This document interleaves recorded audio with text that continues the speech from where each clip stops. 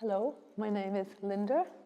I'm an artist and musician, and my creative process really depends upon the images and sounds of others that I in turn cut up and reconfigure to create photo montages. Danger Came Smiling takes its title from an album that I released in 1982 with the Welsh musician Ian Devine. So for me, it feels rather like coming full circle. You'll see here works from 1976 right up until the present day.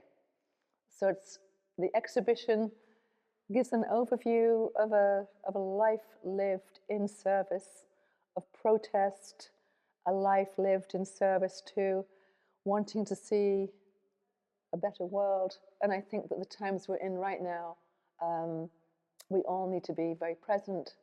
We all need to be very verbal.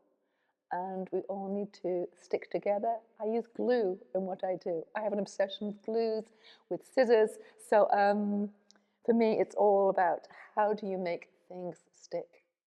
The new works for Danger Came Smiling are really looking at contemporary attitudes towards gender, towards beauty, to the world that we are living in right now.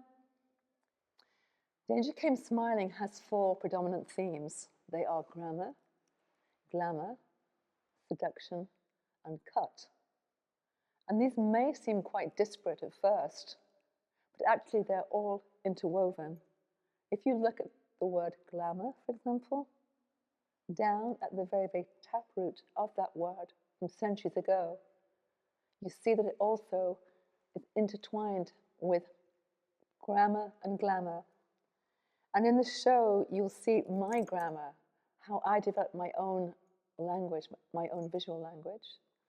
And you also see, maybe coming from Liverpool, I don't know, but my fascination with glamour and how glamour is portrayed in mass media and how all of us now are encouraged to buy 101 products to make ourselves even more glamorous and even more enticing. So the show is critical in some way, very critical, of the times we live in, the times I have lived in. And I think that every generation who comes through the doors will find something that really is relevant to them. This is, a show for 16-year-olds and 80-year-olds. All are welcome to this show. Everybody will bring their own meanings. There's no right or wrong here. I make the work. You interpret them how you would like to. What would you like visitors to take away from their experience of the work? I would love visitors to this show to walk away feeling that there's hope, feeling empowered, feeling that they want to run home, grab a pair of scissors, cut up a magazine, find a glue stick, and start making their own works.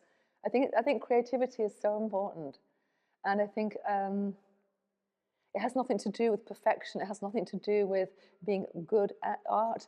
I think we all just need to make our mark in some way. That could be dancing in the kitchen. It could be making a photo montage. It could be designing a dress. It could be picking up a guitar. Even if you can't play guitar, just making a noise with it. I think that's what I'd like to encourage every visitor to do, to come to this show, because the works that I make, and they're made from print media, they're made from old magazines and old books.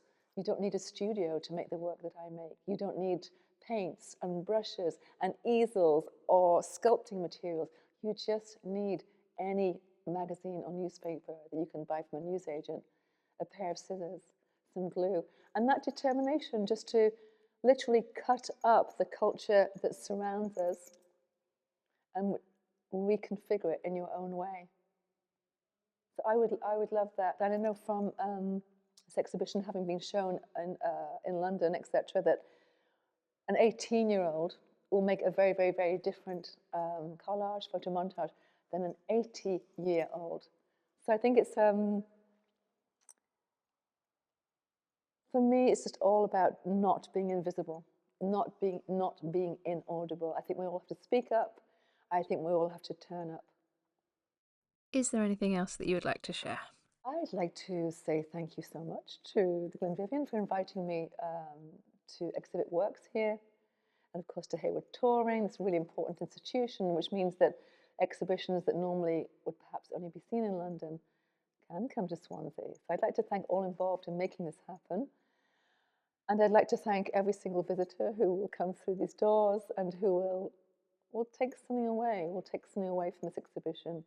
Because I remember I didn't get to see a gallery until I was, well, I think 10 or 12, whatever. I lived in Liverpool. My parents never went to art galleries. They were quite intimidated, I think, about those spaces. So I hope that everybody that walks in like a king or a queen. You have every right to come into any art gallery and to take away from it what you want to. So maybe out of these 110 works, you will find one that really, really, really chimes with you. So get out that phone, photograph that one work and make it your altar for a week, and just look at it every day and just see what emerges from it. That act of contemplation. We're so used to scrolling through images online, and we now say consuming imagery. We're scrolling at a high rate, consuming hundreds of images a day, and sometimes I think you need to go on a kind of diet and just select. If people could just select one image from this show and really sit with it and just let it speak to them, and then to make some gesture in response. And again, that could be a drawing, it could be a dance, it could be a poem, it could be anything, but just let something flow out from your soul.